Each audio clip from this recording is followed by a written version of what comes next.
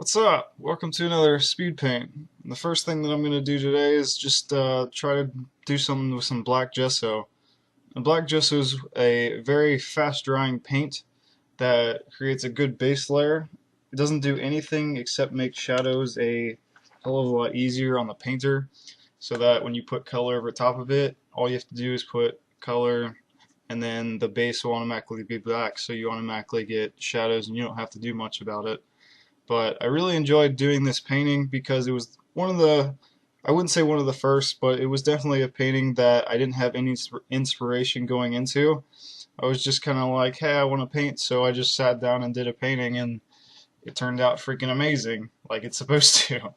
So, as always, the top is going to be liquid white, and the bottom we can't put white over black for obvious reasons. And liquid clear looks kind of like that, and the inside kind of looks like this liquidy gel kind of stuff, which is what we're going to be putting on the canvas right now.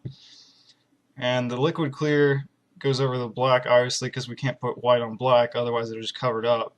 But the tops of the black gesso you can cover that up. It's not such a big deal. It kind of just looks like light is covering it over.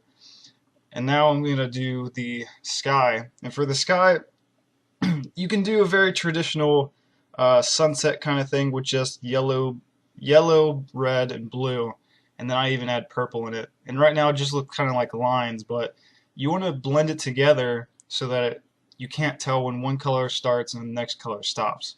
So once you do that, you can clean the brush, make sure it's dry, and then you go back and do a crisscross motion and just blend it all together.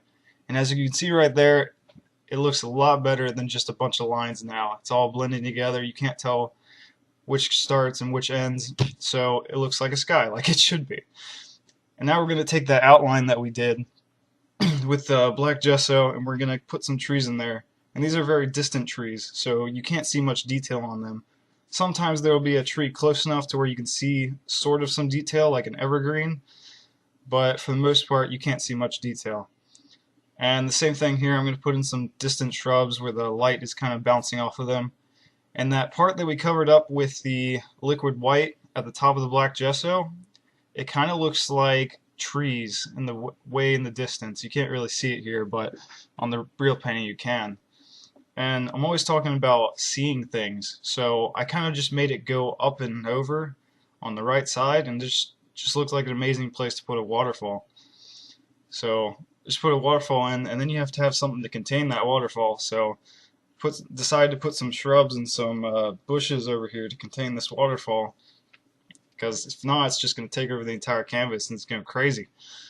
So water's going to keep pouring out, and you never really know where the water's going to end. You just kind of keep making it flow, keep making it flow, keep making it drop. And the one thing that I found out that I really like about making rivers and waterfalls is that all you have to do is go with the flow and let the water go where it wants to, and it'll turn out the way you want. Bob Ross always talks about something called a bravery test. And the bravery test is basically where you just put a giant tree of some sort in the middle of your painting, and there's no way that you're going to be able to get this giant brown blob out of your painting. So that's why it's called a bravery test, because it's either going to turn out really good or really bad. And I think this one turned out so good.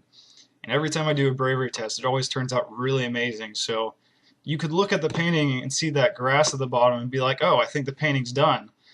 But you got to do a bravery test, and you can add so much more to it. And at the very end, you'll see I was so happy with it. I can't believe that you wouldn't have a tree there, because the tree just looks amazing. So I'm using the knife here instead of a brush, because it's a lot easier to make make straight shapes.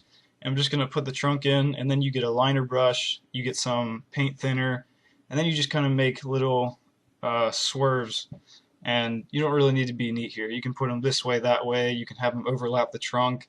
And I'm not going to put any white on them for the birch, because I'm going to cover it up with leaves in a moment. So you don't really have to worry about making the small twigs birch-like, because they're a little too far away to see, and they're being covered by leaves. So, what can you do? It's not a big deal. But I really wanted this tree to have blue leaves, and I was going to put blue on top of it, but as soon as I did the purple, I was totally happy with that. I was totally fine with that. I didn't want to change it. So if you're happy with something, just don't change it. Keep it the way it is. And then down here, there wasn't any more dark because there was green that I put there. So I had to put a dark under part for these bushes so I could come back and put this light blue on top and it would stand out a lot more because there wasn't any black gesso left because I covered it with green grass.